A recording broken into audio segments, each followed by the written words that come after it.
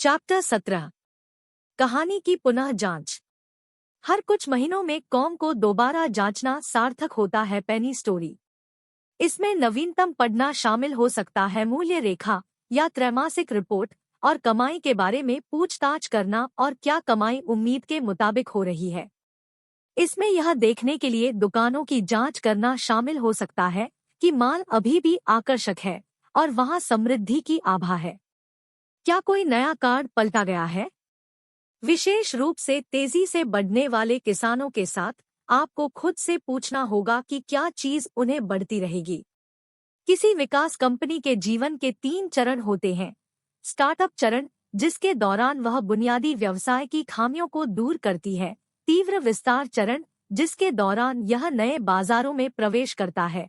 और परिपक्व चरण, जिसे संतृप्ति चरण के रूप में भी जाना जाता है, जब वह इस तथ्य के लिए तैयारी करना शुरू कर देता है कि विस्तार जारी रखने का कोई आसान तरीका नहीं है। इनमें से प्रत्येक चरण कई वर्षों तक चल सकता है। पहला चरण निवेशक के लिए सबसे जोखिम भरा है, क्योंकि उद्यम की सफलता अभी तक स्थापित नहीं हुई है। दूसरा चरण सबसे सुरक्षित है और जहां सबसे अधिक पैसा कमाया जाता है, क्योंकि कंपनी अपने सफल फॉर्मूले को दोहराकर ही आगे बढ़ रही है। तीसरा चरण सबसे अधिक समस्याग्रस्त है, क्योंकि कंपनी अपनी सीमाओं में चलती है।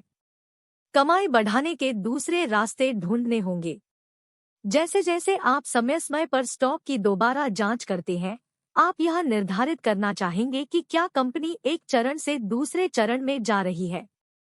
यदि आप स्वचालित डेटा प्रोसेसिंग को देखते हैं, जो कंपनी पेचेक संसाधित करती है, तो आप देखते हैं कि उन्होंने बाजार को संतृप्त करना भी शुरू नहीं किया है, इसलिए स्वचालित डेटा प्रोसेसिंग अभी भी चरण 2 में है।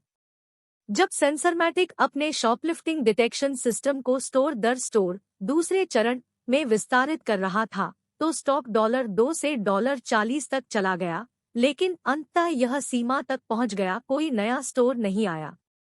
कंपनी अपनी गति को बनाए रखने के लिए नए तरीकों के बारे में सोचने में असमर्थ थी और स्टॉक 1983 में 42 से गिरकर 1984 में 5 के निचले स्तर पर आ गया। जैसा कि आपने देखा कि यह समय निकट आ रहा है, आपको यह पता लगाने की आवश्यकता है कि नई योजना क्या थी और क्या इसके सफल होने का कोई वास्तविक मौका था। जब सीयर्स हर प्रमुख महानगरीय क्षेत्र तक पहुंच गया था, तो वह और कहां जा सकता था। जब लिमिटेड ने देश के 700 सबसे लोकप्रिय मॉलों में से 670 में खुद को स्थापित कर लिया, तो आखिरकार लिमिटेड वहां पहुंच ही गया। उस समय लिमिटेड केवल अधिक ग्राहकों को अपनी ओर आकर्षित करके ही आगे बढ़ सकता था। मौजूदा स्टोर और कहानी बदलनी शुरू हो गई थी। जब लिमिटेड ने लर्नर और लेन ब्रायंट को खरीदा, तो आपको लगा कि तेज विकास खत्म हो गया है और कंपनी को वास्तव में पता नहीं है कि उसे क्या करना है। दूसरे चरण में उसने अपना सारा पैसा अपने विस्तार में निवेश किया होगा। जैसे ही प्रत्येक मैकडॉनल्ड्स के बगल में एक वेंडी है, मैकडॉनल्ड्स के ग्राहकों को जीतना ही वेंडी के बढ़ने का एकमात्र तरीका है। यदि अनह्यूज़-बुश पहले से ही बियर पीने के बाजार के 40% हिस्से पर कब्जा कर चुका है, तो वह कहां बढ़ सकता है।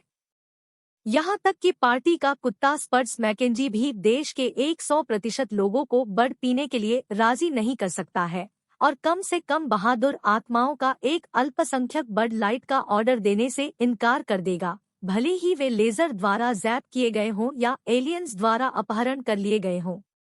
डेरसबेर अनह्यूज़-बुश धीमा होने जा रहा है और स्टॉक की कीमत और पीई मल्टीपल दोनों तदनुसार सिकुड़ जाएंगे। या शायद अनह्यूज़-बुश मैकडॉनल्ड्स की तरह ही आगे बढ़ने के नए तरीकों के बारे में सोचेगा। एक दशक पहले निवेशकों को चिंता होने लगी थी कि मैकडॉनल्ड्स का अविश्वसनीय विस्तार अतीत की बात है।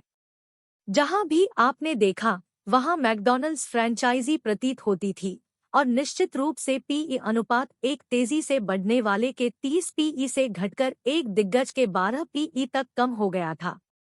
लेकिन उस अविश्वास प्रस्ताव के बावजूद स्टॉक 72 से 82 तक बगल में चला गया। कमाई बहुत मजबूत रही है। मैकडॉनल्ड्स ने कल्पनाशील तरीकों से अपनी वृद्धि बनाए रखी है। सबसे पहले उन्होंने ड्राइव इन विंडो स्थापित की, जो अब व्यवसाय का 1/3 से अधिक हिस्सा है।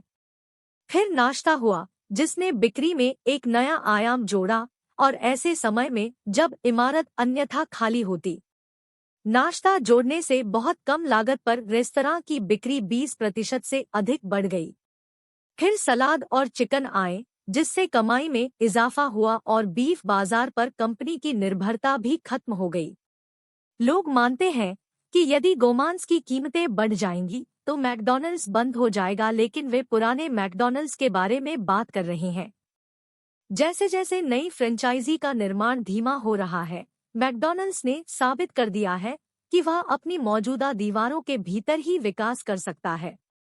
विदेशों में भी इसका तेजी से विस्तार हो रहा है, और इंग्लैंड या जर्मनी में हर सड़क के कोने पर मैकडॉनल्ड्स होने में कई दशक लगेंगे। कम पीई अनुपात के बावजूद मैकडॉनल्ड्स के लिए यह सब खत्म नहीं हुआ है।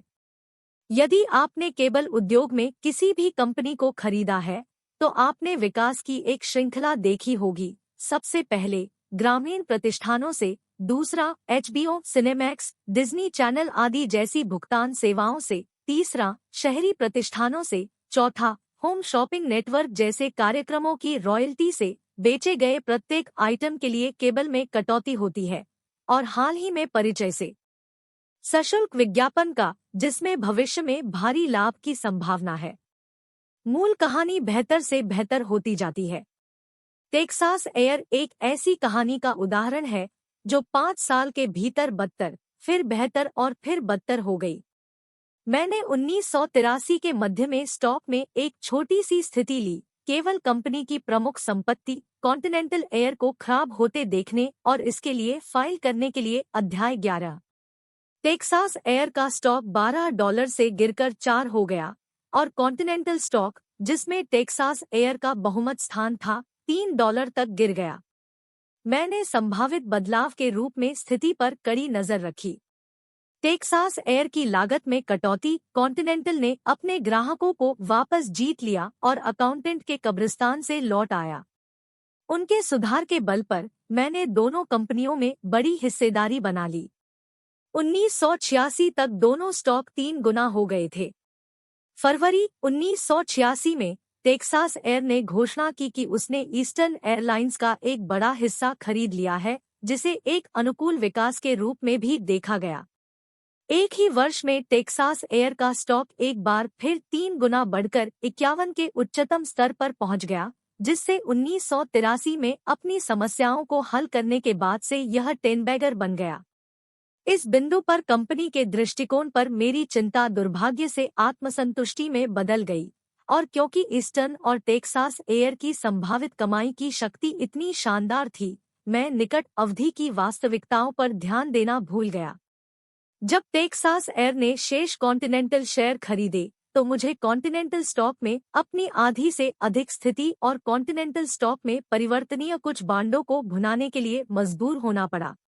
यह भाग्य का एक बड़ा झटका था और मैंने अच्छा मुनाफा कमाया।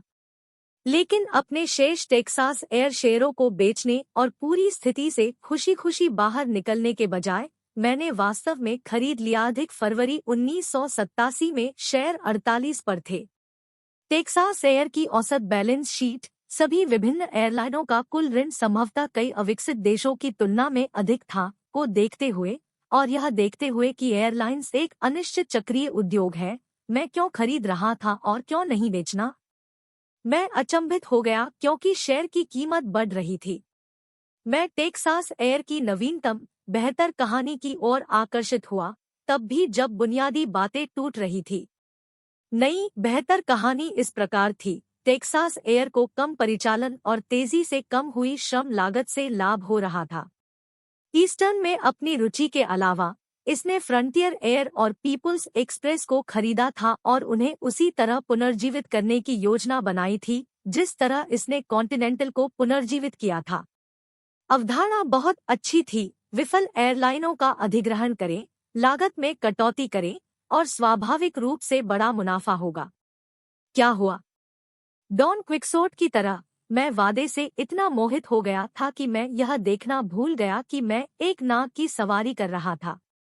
मैंने 1988 में टेक्सास एयर के लिए $15 प्रति शेयर आय की भविष्यवाणियों पर ध्यान केंद्रित किया अखबार में हर दिन दिखाई देने वाले चेतावनी संकेतों को नजरअंदाज करते हुए खोए हुए बैग, खराब शेड्यूल, देरी से आगमन, नाराज ग्राहक और ईस्टर्न के असंतुष्ट कर्मचारी। एयरलाइन एक रेस्तरां की तरह ही एक अनिश्चित व्यवसाय है। किसी रेस्तरां में कुछ बुरी रातें उस अच्छी प्रतिष्ठा को बर्बाद कर सकती हैं, जिसे विकसित होने में 50 साल लग गए। ईस्टर्न और कॉन्टिनेंटल की रातें कुछ ज्यादा ही खराब रहीं। विभिन्न हिस्से एक साथ आसानी से फिट नहीं हुए। ईस्टर्न में शिकायतें प्रबंधन और विभिन्न यूनियनों के बीच वेतन और लाभ को लेकर कड़वी दरार का लक्षण थी। यूनियनों ने कड़ा संघर्ष किया। टेक्सास एयर की कमाई 1987 की शुरुआत में ही खराब होने लगी थी। विचार यह था कि ईस्टर्न की परिचालन लागत में से $400 मिलियन की कटौती की जाए, लेकिन मुझे खुद को याद दिलाना चाहिए था कि यह अभी तक नहीं हुआ था और इस बात की काफी संभावना थी कि ऐसा कभी नहीं होगा। मौजूदा श्रम अनुबंध कई महीनों तक समाप्त नहीं हुआ और इस बीच दोनों पक्ष आमने सामने थे। अंततः मैं अपने होश में आया और स्टॉक को $17 से $18 प्रति शेयर पर बेचना शुरू कर दिया। 1987 के अंत तक यह गिरकर $9 हो गया। मेरे पास अभी भी कुछ शेयर है और मैं तैयार रहूंगा। 1987 की गर्मियों में, जब ईस्टर्न के साथ गंभीर समस्याएं स्पष्ट हो गई थी और 1988 तक बने रहने का हर सबूत दिया था, टेक्सास एयर में कटौती न करके मैंने न केवल गलती की, बल्कि मुझे किसी अन्य विजेता को चुनने के लिए इस मूलभूत जानकारी का उपयोग भी करना चाहिए था।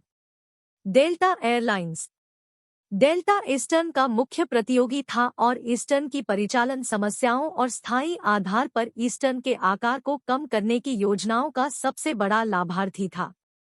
डेल्टा में मेरी स्थिति मामूली थी, लेकिन मुझे इसे अपनी शीर्ष 10 होल्डिंग्स में से एक बनाना चाहिए था। 1987 की गर्मियों के दौरान स्टॉक $48 से $60 हो गया।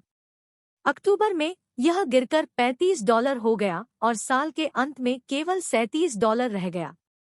1988 के मध्य तक यह तेजी से बढ़कर $55 तक पहुंच गया। ईस्टर्न और डेल्टा से उड़ान भरने वाले हजारों लोगों ने वही चीजें देखी जो मैंने देखी और अपने शौकीनों की बढ़त का इस्तेमाल किया।